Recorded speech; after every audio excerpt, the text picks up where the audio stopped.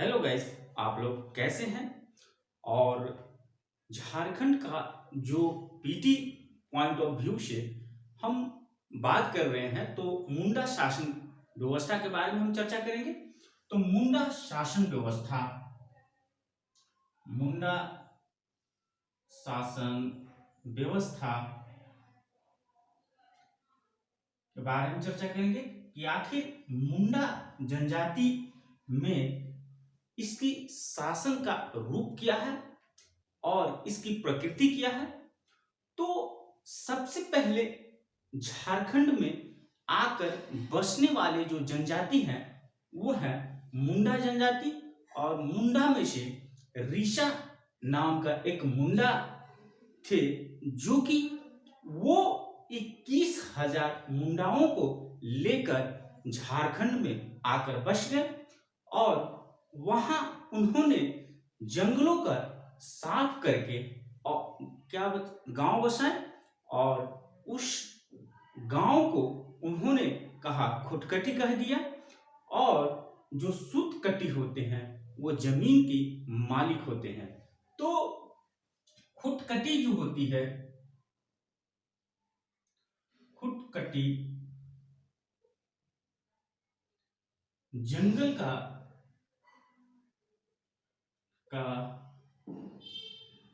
जंगल को साफ करके गांव बसाया, उसी को खुटकटी। और सुतकटी जो होता है, कटी होता है, वो जमीन के मालिक को मालिक को बोला जाता है।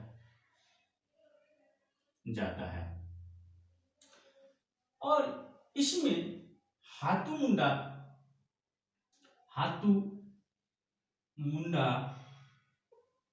ये क्या होते हैं? ये गांव के प्रधान होते हैं। गांव के प्रधान प्रधान होते हैं। पाहन जो होते हैं, पाहन जो होते हैं वो गांव के पुजारी होते हैं। और वो गांव की पूजा पाठ, शादी विवाह, अन्य इत्यादि पूजे जो होते हैं उसमें ये भाग लेते हैं, पुजारी होते हैं। और इसके शासन में पढ़ा पंचायत होता है। पढ़ा पंचायत होता है। पढ़ा पंचायत, तो पढ़ा पंचायत जो होती है वो क्या होते हैं? हाथों से बड़ा होता है। हाथों से बड़ा, जो 5 से 21 गांव को मिलाकर बनता है,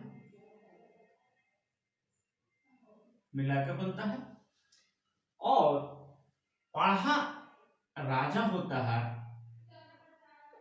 पढ़ा राजा ये क्या होते हैं? ये पढ़ा का सर्वोच्च अधिकारी होती है।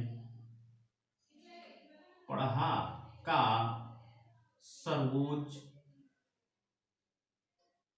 अधिकारी, जो कि ये शासन व्यवस्था में न्यायपालिका, विधायिका और कार्यपालिका के रूप में ये करती है। जो पढ़ा पंचायत जो होती है वो अखाड़ा में बैठती है, अखाड़ा में बैठती है। और ये अखाड़ा क्या होती है? गांव के बीच में होता है, गांव के बीच में होती है।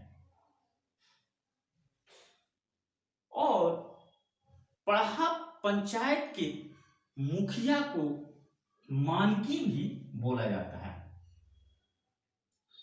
मानकी पढ़ा पंचायत के मुखिया होता है।